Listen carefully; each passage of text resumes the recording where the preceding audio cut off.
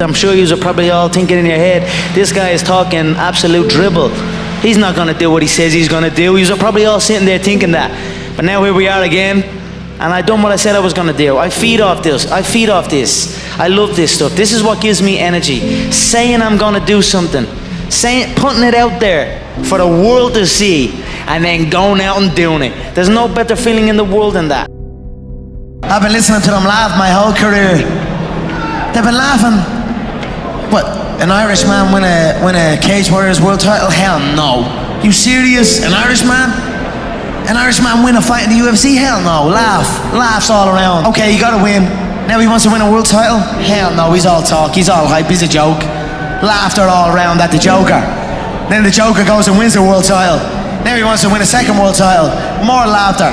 The sound of laughter and the sound of doubt motivates me. So I'm enjoying that. I seek that. I don't feel no doubt or I don't feel that going to fight in any of these other UFC bums right now. They need to rise up. Right now they're down there. I've got this situation where people are truly doubting me like they doubted me at the very, very beginning. And that's motivating for me. That's what's going to drive me to the gym when I need to go to the gym and to put in that work to get that win. So that's where we're at right now. To me, what's unhealthy is living an unhealthy life. To me, what's unhealthy is getting up and going through the same day every day of your life, 9 to 5, in an office or in a, you know, that's unhealthy. That beats your mind. I don't work. I love what I do, and that's why I'm doing what I love. You know what I mean? That's why it's become a career for me, because I love it. I love what I do. I was always getting pestered. What are you doing with your life? You're doing this, doing that. They didn't know what it was. They didn't know what MMA was. They didn't know what none of this. They didn't know I could make a career out of it. As far as they were concerned, my man and dad I'm talking about, as far as they were concerned, I was just getting into a cage and fighting with some other guy. They didn't know nothing about it. No one did, really. But I knew. You know what I mean? I knew. And that was it. I just packed it in, quit, and then focused on training. And I knew what was going to happen. I knew I was going to get here. They didn't. There's a lot of stressful years. You know what I mean? A lot of tough times. But I proved them wrong. I proved myself right. You stare at your past and you'll end up staying there. It's okay to look back and admire it, but you carry on. I'm not in the business of staring back at it. You know what I mean? And getting lost back there. People say a loss can make or break a fighter, but trust me, a win can also make or break a fighter, because they get comfortable with a win. People can get comfortable with a win, and slack off then. Slack off on the training. Slack off on the diet. They've won one. They're winners now. That's not me. You know, you sleep on a win and you'll wake up with a loss. So I just carry on. Here's the problem I find most people have. They judge themselves through the lens of a moment. They fail at something. They miss the honor club. They don't close that deal they thought they were going to. They embarrass themselves. They flub something. And they think that defines who they are. But I'm telling you right now, you're not defined by who you are. You're defined by who you want to become and the price you're willing to pay to get there. I'm enjoying the fruits of my hard work. Nobody works harder than me inside the octagon, outside the octagon. I am a workhorse, so I'm going to enjoy the benefits of this life. I'm going to get myself a big mansion in Las Vegas. I'm going to get the soft top cars. I'm going to bring my whole team out. I'm going to spoil them and give them this life. Some people will sit and take positivity from that. They will look at that and take inspiration and inspire. It will inspire them to go and push for that. Others will shell up and critique it and be negative towards it.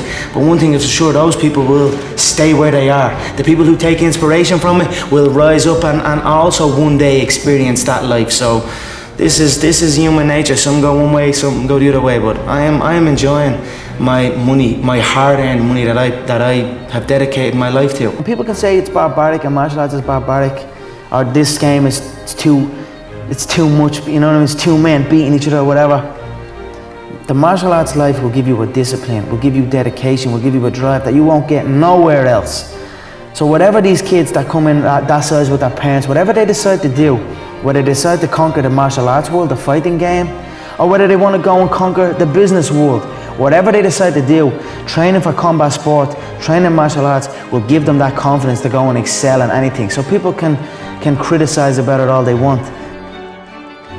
I'm gonna cut to the chase for all of you, and you're gonna mistake what I'm about to say for good news. And then I'm gonna tell you why it's actually the worst thing I could tell you. You all meet minimum requirements. You all meet minimum requirements.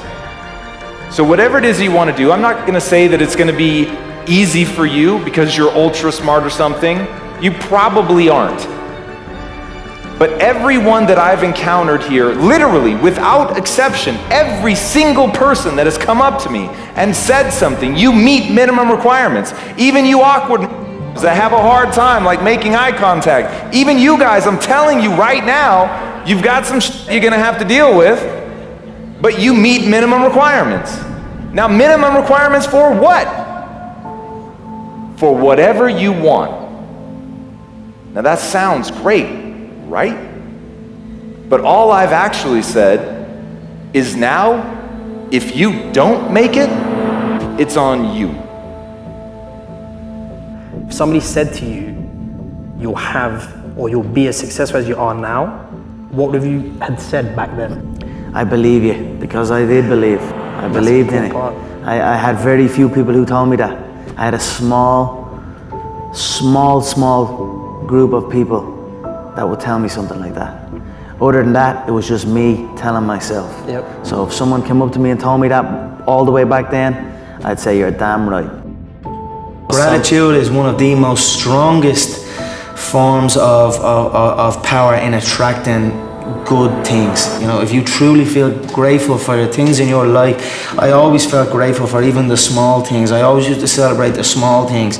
Now I might be celebrating the bigger things, but I always celebrate every little good thing that would happen to me in my life. Even before I had any kind of money or any of that, I would celebrate and I would feel grateful for it, and it just gave me more. And this is exactly the same thing that's happening right now. I still remain grateful, and more comes. When you're chasing your dream and when you're working hard, chasing something you love and completely dedicated, it just happens. You can't really notice it. You know, even still to this day, I'm in an amazing position in my life, but I'm still working like I'm not.